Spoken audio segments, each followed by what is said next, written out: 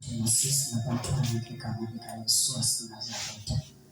Yazani libadaniso okubalulekileyo nokuhle ngamamkela Yesu wayinceda impilo yam egameni likaKristu Yesu waseNazaretha. Haleluya, haleluya, haleluya, haleluya. Nikhona emvuselelweni. Cela ke umntana ufundele oseyifumene incwadi yezenzo chapter 3. Siqala kuverse number 1. Sizofunda nje sikhawulezise sibe sesiyathandaza. Siphila naye futhi sisi danaye uJesu yedwa ukuphila kwethu. Siphila ngaye futhi sisila ngaye Jesu yedwa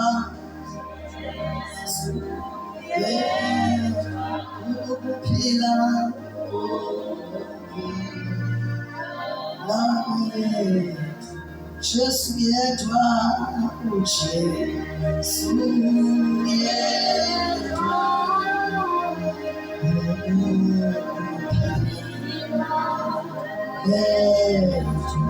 Jesu yedwa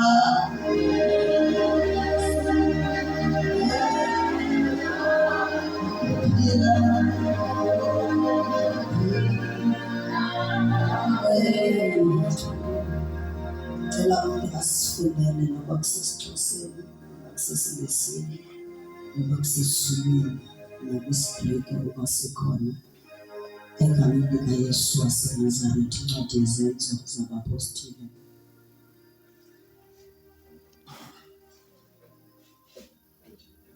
Chapter 3.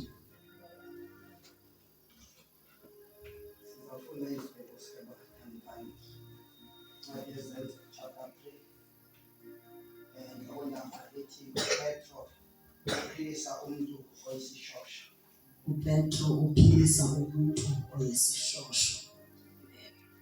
This one, uPetro noJohane bakhuphukela ethempeleni ngehora lokukhuleka elesisheka nalolunye. Kwase kulethwa indoda ethile eyisishosha wasesiswini sikanina ababeyibeke imihla ngemihla asemnyango wethempeli othiwa omuhle ukuba icele ukwabelwa izipho. Kwabangenayo ethempelini. Verse 3. Yes. Kwathi ukuba abone uPetro noJohane beza kungena ethempelini, wacela ukwabelwa isipho. Verse 4. Kepha uPetro wamgqolozela kanye noJohane wathi sibheke. Yes. 5. Wayesebabheka ethemba ukuba amukele utho kubo. Yes. 6. Yes. Kodwa uPetro wathi isiliva negolide anginalo. Lendoda seyithembile into yobana kukhona into azoyifumana kwaba bantu. But uPetro uphendula ngempendulo engathi yadisappointa. Uthi isiliva negolide asinayo. Yes. Kepha lokhu enginakho ngikupha khona. Kodwa nansi into endinayo ndikunika yona. Ngamanye amagama noba igolide nesiliva leyo ihlalele apha singenayo, ikhona into esinayo sikunikeza yona. Yes. Egameni likaJesu Kristu waseNazaretha hamba. Egameni likaYesu Kristu waseNazaretha phakama uhambe. Cela ube suyathandaza. Thank you, Jesus. Oh, Ilungile Nkosi, liyaxolisa Thixo wethu onamandla. laba lihle Nkosi bakudala kunekhonto bawo nasenkosini dala Nkosi utho Thixo wethu onamandla baqala Nkosi emhlabeni kwanezinto Nkosi ezibizwa ngamagama awusiyabulela Nkosi ebusuku Thixo wethu onamandla kanti Thixo Nkosi nangexesha usathetha Nkosi ngalo thetha ngalo Nkosi phakathi kwethu thetha ngalo Moya Ngcwele imilise Nkosi na Thixo wethu olungileyo lithi Nkosi liveze Nkosi iziqhamo Thixo wethu onamandla lithele Yehova Nkosi lize libone Nkosi lihlabathi sincedele umfana wokumkani sincede Thixo amazulu aye Nkosi sikwethembile Nkosi namhlanje ngamandla okuphilisana ngalo namhlanje Nkosi kwabagulayo egameni likaYesu Kristu waseNazaretha yela Nkosi umuntu wakho Thixo phakathi kwemimoya yonke ingabi namandla Nkosi phezu kwakhe egameni Nkosi elinamandla nangoNkosi zibeni wakhe ukulalela esinye isikhathi ubiza ukuphila kwethu uyalalela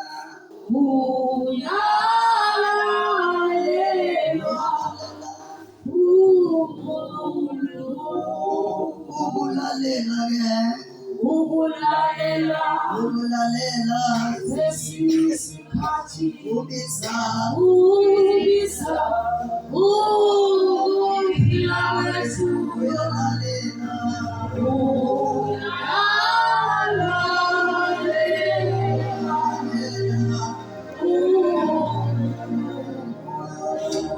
apha bathandekayo sifuna khona sifumanise into yobana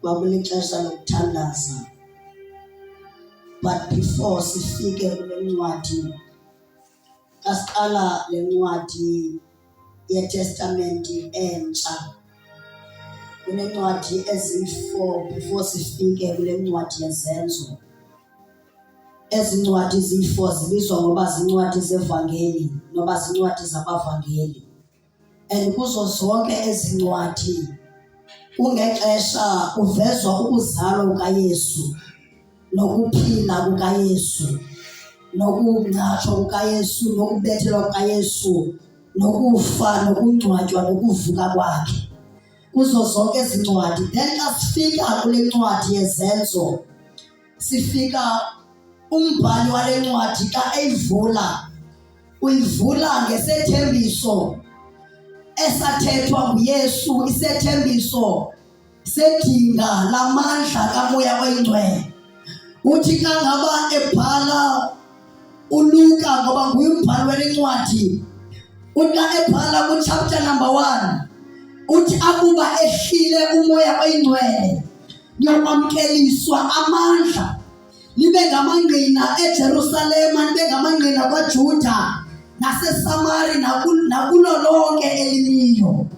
Then ithi iBhayibhile ke ngelo xesha abhala lo mazwi uYesu wayesehlwithiwe ngoba ithi iBhayibhile bathi behlangene beseJerusalema kwafika ilifu lamfukula uYesu yavela ingelosi isikayithetha lendlela uYesu amke ngayo uyakuphinda abuye kwangayo.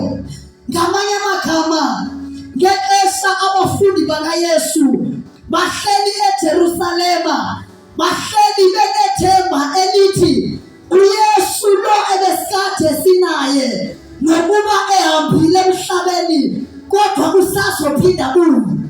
Njengoba siphila nalixesha esiphila kulo siphila sinesethembiso noma siphila sinethemba noma uYesu uzabuya ngendlela ekwenzeka ngayo ukubuya kukaYesu sekuseduze sekufutshane ngoba ithi iBhayibhile xa ezobuya uYesu kuyobakho ingcikitsha zokufa kuyobakho izifo kuyobakho imfazwe ezininzi lonto iyobonisa into yobana uYesu sekufutshane uba makabuye. Hallelujah, hallelujah. Then ithi iBhayibhile xa isithi ngelosi lendlela uYesu amke ngayo uyakuphinda abuye kwangayo. Baqhubeleka behlele eJerusalema. Kasifunda kuchapter 2 ithi iBhayibheli bethi behlangene kwehlangene kubuliso umoya oyingcwele wehlela eJerusalema. And then xa esehla ithi iBhayibheli bathetha ngalwimi zimbi ezabekayo. Bamangala abantu into aba bantu yintoni le ibenzekeleyo nabaluhlobo olunjani leselo abasiseleyo kanti kwehle amandla kamoya oyingcwele. Ngoba xa selefikile amandla kamoya oyingcwele abantu abasenyameni ayabadida. Then apha sifunda khona kuchapter 3 sifumana uJohane noPeter behamba besiya etempileni and baya ngexesha lokuthandaza. Kuyabonakala into yokuba kunamaxesha okuthandaza ababethandaza ngawo. Nabo ke namhlanje baya etempileni. Kakuvezwa ngasesangweni lasetempileni kunendoda eyayihlala khona. Le ndoda ithi iBhayibheli yayingqiba ngoba yayisikwala kwasekuzalweni kwayo.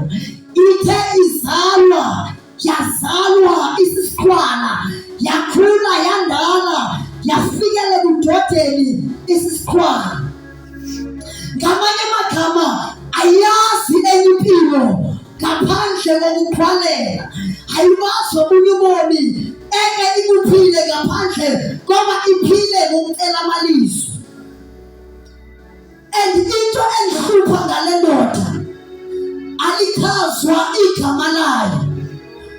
Ibizwa ngoba sisikhwala noma igama lalisaziwa eyayithiwe ngayo kodwa abantu babeyazi ngoba lo sisikhwala. Ngoba kuyenzeka sometimes imeko noma isituation intshintshe i-identity yakho, ilitshintshe igama lakho. Ungasabizwa ngegama lakho but ubizwe ngemeko yakho.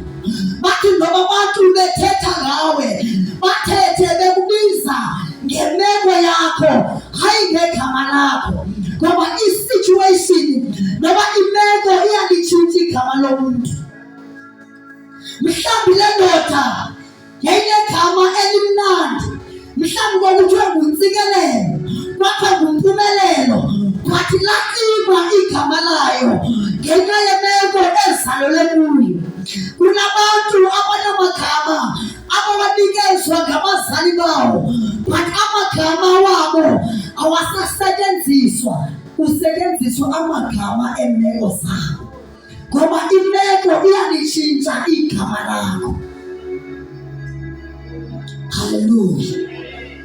Kuthiwa le ndoda isikhwala. Babethi noba abantu besiya kowayo nabantwana xa bedlala bathi siya kulobani, kubizwa asimazi lo nithetha ngaye ngubani. Kuthiwa lo usikhwala e-identifywa nge-situation yakhe. Ngoba kukhona abantu i-identification yabo etshintshileyo, indlela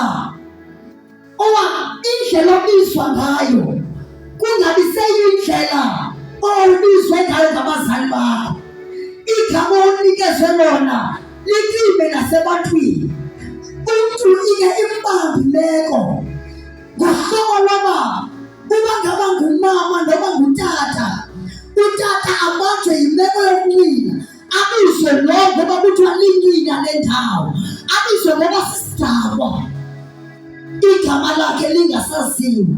Number 1, imeko xa ifikile isusa indignity, isusa isidima sakho, ibe seyisusa le-identity yakho. Nawe uendaphe sowungazazi into yoba ungubani. Naxa bekubiza nawe xa ubuzwa uba ungubani igama lakho, uthi ndingulo uhluphekayo, ndingulo usikhwala, ndingulo unje ngenxa yemeko yakho. Kuna kunabantu abade bayamkele imeko yabo. Uzamkela into abana wena soze uphumelele, soze ubethwe ebomini. Uyamkele lonto uthi ukawuthetha utatomkhulu waye wafehlupheka, noma kuwafehlupheka, notaka wafehlupheka, nobhuti bam bayahlupheka, nosisi bayahlupheka, ungathi banam yofanile. Uyamkele lo meko, kodwa akufika uYesu. Ufika atshintshe imeko, atshintshe isituation yeminyaka, atshintshe isimo ozalwe naso. Ngoba le ndoda yazalwa isisikhwala, yazalwa ingakwazi ukuhamba. Sengathi noba isiya etempileni yayiphathwa ngabafowabo, bafike bayithathe bayibeke ngasesangweni, bayishiye noba kutshisa amalanga, bayihlale ngasesangweni. Ngoba imeko yakhe yayingemvumeli into yoba makahambe njengabantu bonke. Ngoba imeko yakhe yayimenza ahulwe athwale. Now ithathwe le ndoda, sengathi kunamaxesha ekuke kutshisa ilanga, le ndoda bayithathe kungabikho ne-umbrella sometimes, kodwa ihlale inethemba. Kukhona abantu abazogalela isiliva, kukhona abantu abazogalela igolide, bafika abantu badlule bangene etempileni, yabona bafike bangene bathandaze etempileni, bakhulumani siyambulela uThixo ngoba ngithanazela umsebenzi ndiwufumene, balibambe kunomuntu ongasesangweni. How can you enjoy ukuba sendaweni kaThixo, ukuba sendaweni yempiliso, kodwa kube khona umuntu ongasesangweni ogulayo, odinga impiliso enkulu? Ngoba amakholwa ayalibamba, anepower, anamandla, amakholwa aselfish too much. Yabona ukusiya umuntu uyibona imeko yakhe kuba injani, and usiya kumnikazi wesolution, usiya umuntu one-situation, kodwa wena sowuncedakele, sowuphilile, uyakwazi ukuhamba, but usiya umuntu ongakwazi ukuhamba, umsiwe ngasesangweni. Kuba selfish. And kunabantu ndinelulathi mntakamatwana, kunabantu befike bathandaze ngaphakathi etempileni, bathandaze nabantwana babo, bathandazele imitshato yabo, bathandazele imisebenzi, babuye bathi siyambulela uThixo ngoba usiphendulile. Kodwa kunomuntu ohlele esangweni, njengoba selfish kwamakhulu. Then ithi iBhayibhile kwasovela uPeter, uvela uhamba noJohane, ka evela uPetrosi, uthi uPetrose kangabethetha, jonga kuthi, phakamisa amehlo wakho. Le ndoda ngexesha bafika kuyo, bafika inethemba, sengathi benxibe isuthi, benxibe kakuhle, inethemba kakuvela amadoda anje siyofumana into, but uthi look at us, jonga kuthi.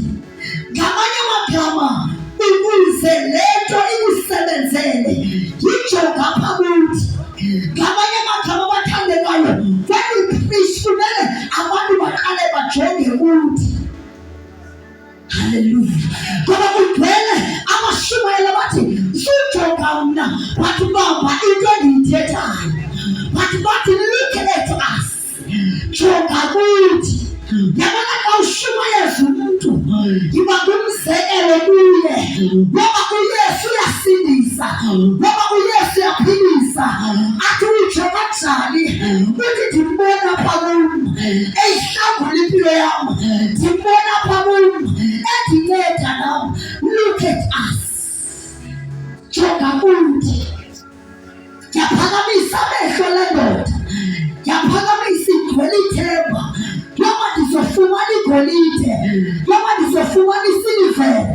But wathi xa ephethe kuPeter uthi igolide nesilivere hayi andinayo, le nto uyifunayo mna andinayo, imali ize kuyo andinayo.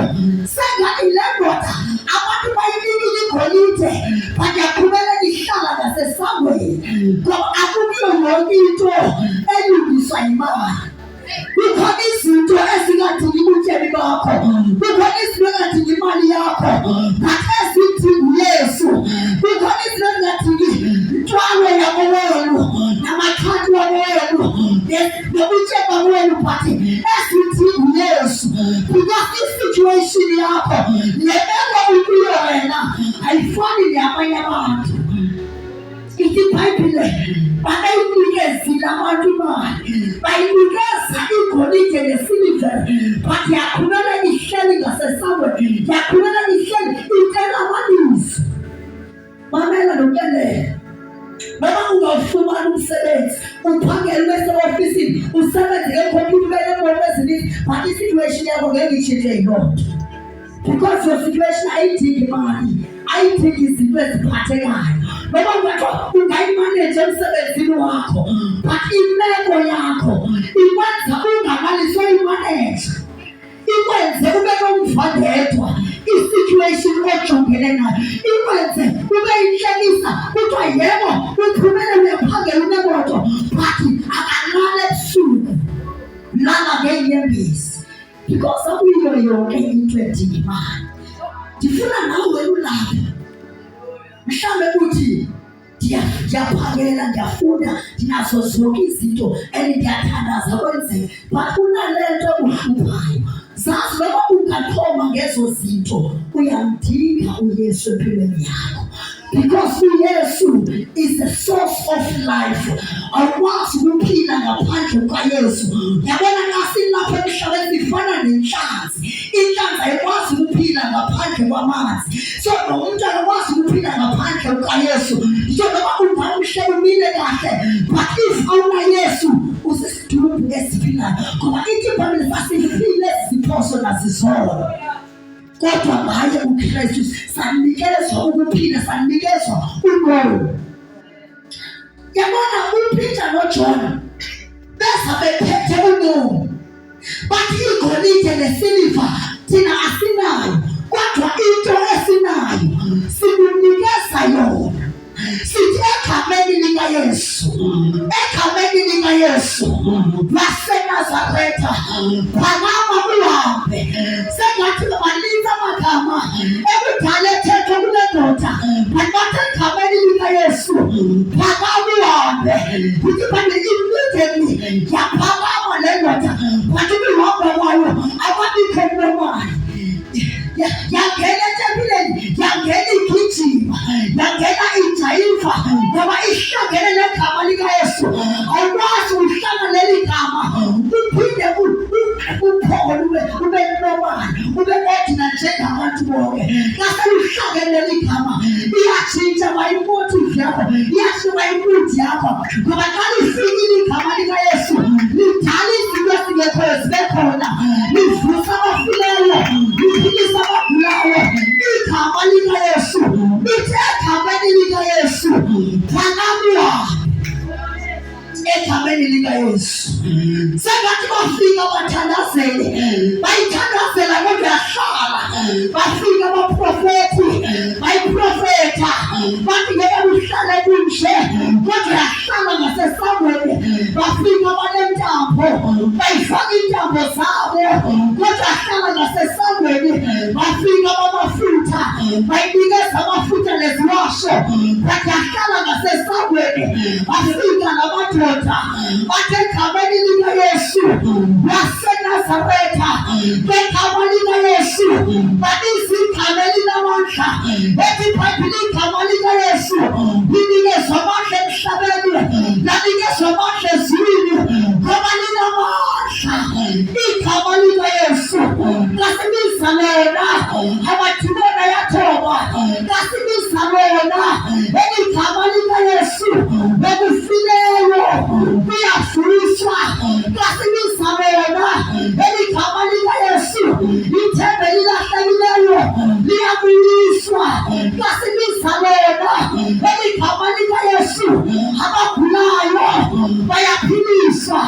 Lithi egameni likaYesu waseNazaretha phakabuhambe ngizomemezela phezu kwemeko yakho ngegama likaYesu phakabuhambe phakabuhambe siyathandaza lithi egameni likaYesu waseNazaretha.